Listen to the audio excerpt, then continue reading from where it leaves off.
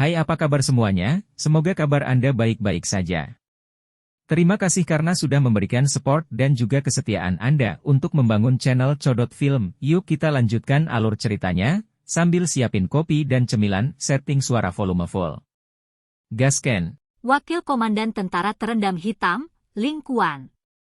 Hari-hari Xiao yang sekali lagi menjadi setenang sebelumnya setelah bangun tidur. Meskipun dia akan menarik cukup banyak keterkejutan dan berbagai jenis tatapan setiap kali dia mengungkapkan dirinya di Akademi Dalam, itu menjadi hal yang wajar baginya setelah terbiasa dengannya. Setelah waktu yang lama, Xiao Yan bisa mencapai titik mengabaikan mereka sepenuhnya. Meskipun kompetisi besar telah berakhir, masalah mengenai masuk ke menara penyulingan Ki Langit yang berkobar didorong mundur, mungkin untuk memberikan waktu yang cukup bagi para pesaing untuk memulihkan diri. Hal ini menyebabkan Xiao Yan, yang dipenuhi dengan antisipasi, mulai merasa sulit untuk menghabiskan waktu. Xiao Yan tidak memasuki menara pemurnian Ki Langit yang berkobar untuk berlatih selama periode waktu ini karena dia baru saja meningkatkan kekuatannya dengan 2 bintang. Sebagai gantinya, dia memilih untuk diam-diam memperbaiki Douqi di dalam tubuhnya yang tiba-tiba melonjak. Peningkatan besar yang tiba-tiba dan besar pada Douqi-nya dapat menyebabkan hati orang-orang dipenuhi dengan kegembiraan, tetapi lonjakan yang tiba-tiba seperti itu tidak memiliki ketegasan yang sama dari Douqi yang diterima seseorang saat maju selangkah demi selangkah. Memajukan secara dangkal adalah tabu dalam kemajuan. Oleh karena itu, demi masa depan, Xiao Yan harus memastikan bahwa tubuhnya mempertahankan kondisi yang benar-benar terisi setiap saat, dan bukan kekuatan dangkal kosong semacam itu. Pemimpin sekte junior dari sekte darah yang telah dia bunuh di wilayah sudut hitam adalah contoh terbaik dari ini.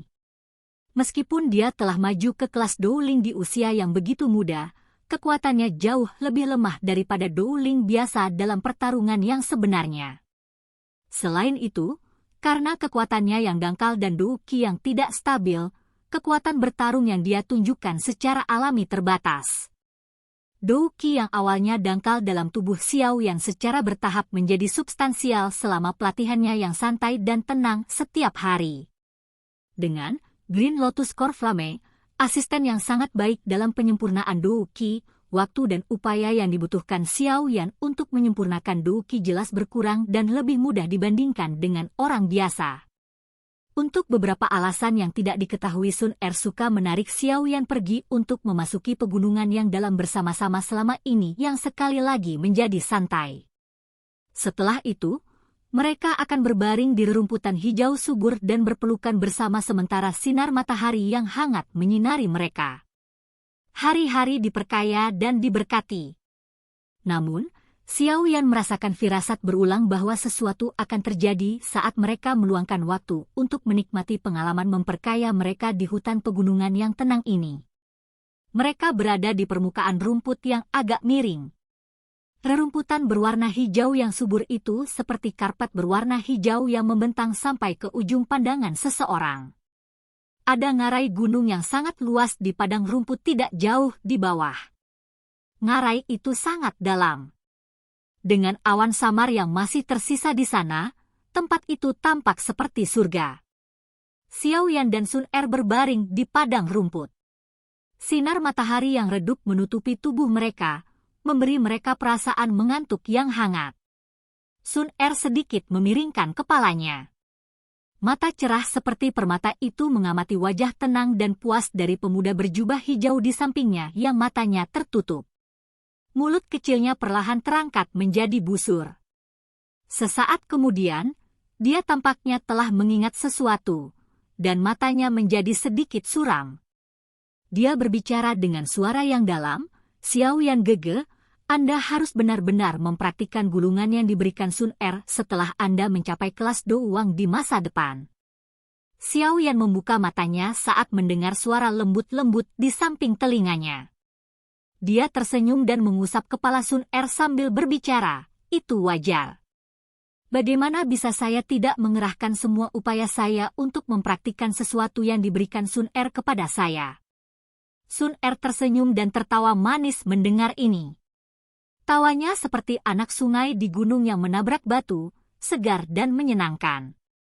Namun, nak, mengapa kamu tampak sedikit aneh selama beberapa hari terakhir ini? Xiao Yan tiba-tiba berbicara saat dia melihat langsung ke wajah Sun Er yang bergerak. Sun Er sedikit terkejut. Tatapannya berkedip saat dia menghindari tatapan Xiao Yan. Dia berbicara dengan suara lembut, "Tidak. Saya merasa tidak berbeda dari masa lalu." "Apakah begitu?" Xiao Yan tersenyum. Dia baru saja akan mengatakan sesuatu ketika suara serius Yao Lao tiba-tiba terdengar di dalam hatinya. "Ada sekelompok besar aura terbang ke arahmu. Aura ini sangat kuat, dan target mereka tampaknya adalah kalian berdua." Xiao Yan terkejut saat mendengar kata-kata Yao Lao. Ekspresinya segera berubah. Tanpa sempat memikirkan mengapa sekelompok besar aura asing yang sangat kuat muncul di Akademi Dalam, Xiao Yan berdiri dan menarik Sun Er, bersiap untuk meninggalkan tempat ini. Yang terakhir tampaknya samar-samar merasakan sesuatu ketika Xiao Yan menariknya. Wajah cantiknya segera berubah saat dia buru-buru mendorong Xiao Yan ke hutan. Mulutnya dengan cemas berbicara, Xiao Yan gegeh, cepat pergi dan sembunyi. "Jangan keluar apapun yang terjadi." "Apa itu? Apakah orang-orang itu mengejarmu?" Xiao Yan meraih tangan halus Sun Er dan berbicara dengan ekspresi tenggelam. Tatapan Sun Er menyapu cakrawala utara yang jauh. Dia merasakan aura yang dengan cepat mengalir, dan tangannya yang halus dengan cepat menekan tubuh Xiao Yan. Dia meludah dengan paksa dan angin lembut mendorong Xiao Yan ke dalam hutan. Pada saat yang sama, dia menginstruksikan, "Xiao Yan gegeh, tekan auramu dan jangan biarkan mereka menemukanmu."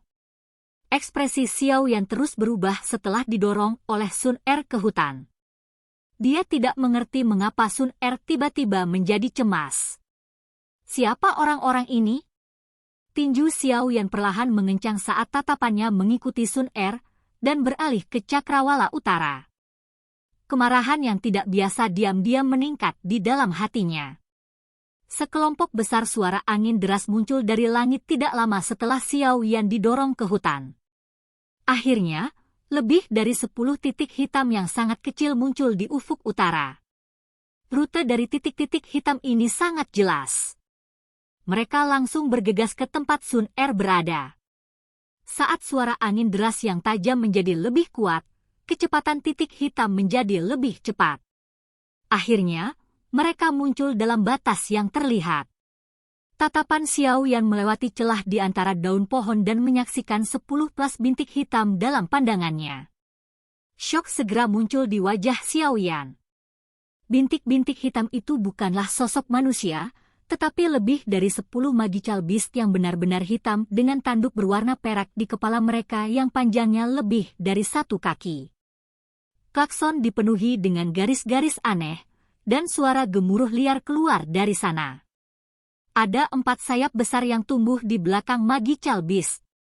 Angin liar menderu-deru dan bersiul dari langit saat sayap-sayap dikepakkan, menekan hutan sampai sedikit lebih rendah. Xiao Yan belum pernah melihat atau mendengar tentang magical beast asing ini.